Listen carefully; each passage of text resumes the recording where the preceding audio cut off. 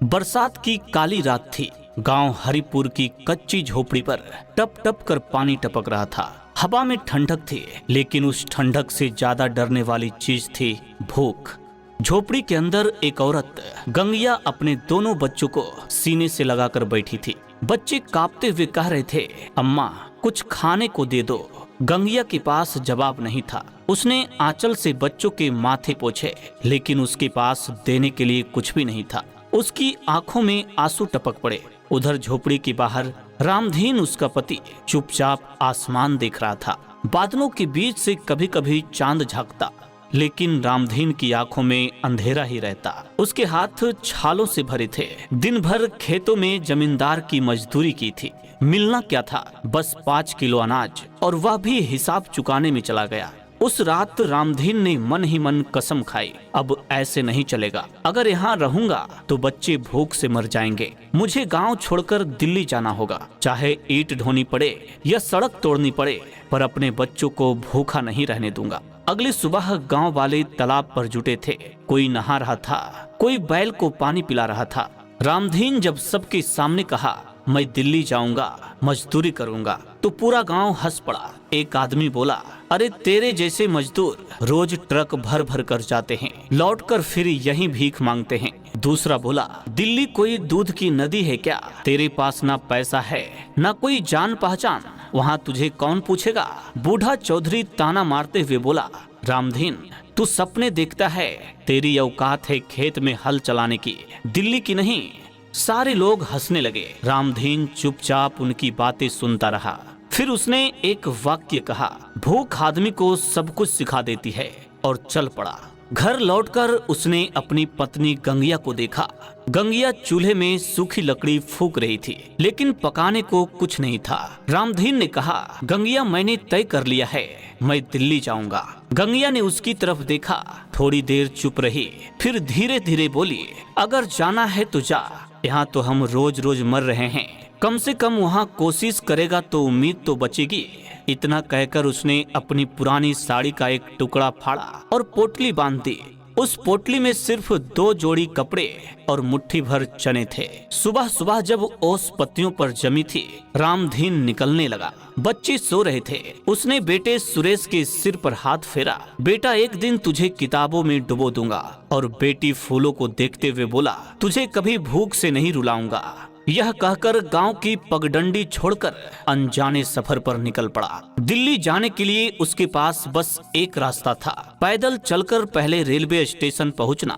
वह स्टेशन उसके गांव से 35 किलोमीटर दूर था। रामधीन पगडंडी पर चलता रहा। पाँव छिल रहे थे, लेकिन आंखों में सपना था। रास्ते में उसने कई लोगों से लिफ्ट मांगी, लेकिन कौन रुकता। एक फटे हाल मजदूर के लिए प्यास लगी तो तालाब पर पानी पिया, भूख लगी तो पोटली से चने निकाल कर खा लिए।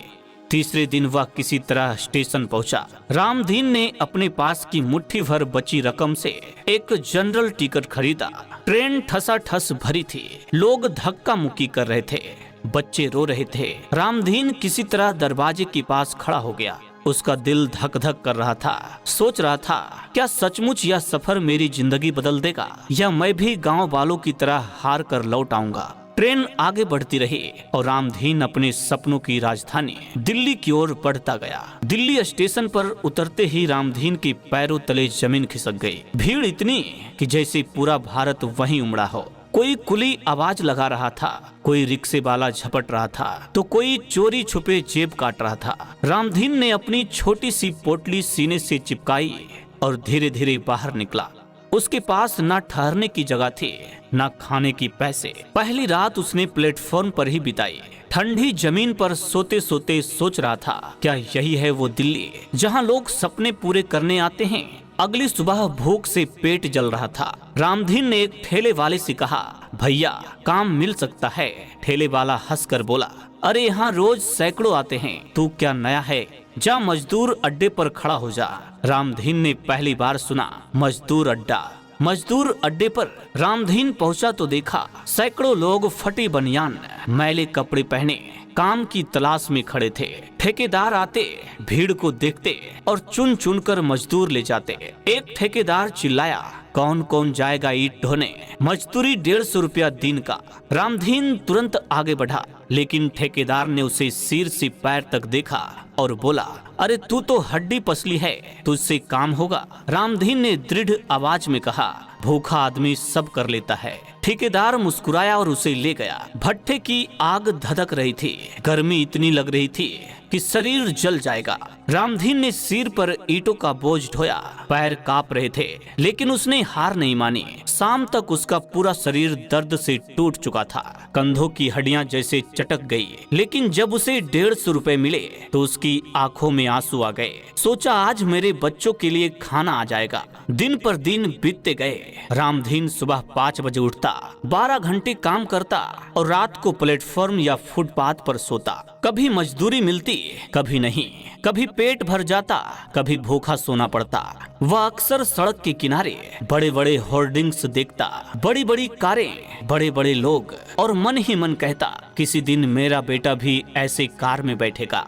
एक दिन एक ठेकेदार उसे ले गया और बोला, काम करो, पैसा महीने के अंत में मिलेंगे। रामधीन ने पूरे महीने खून पसीना एक कर दिया, लेकिन महीने के आखिरी में ठेकेदार भाग गया।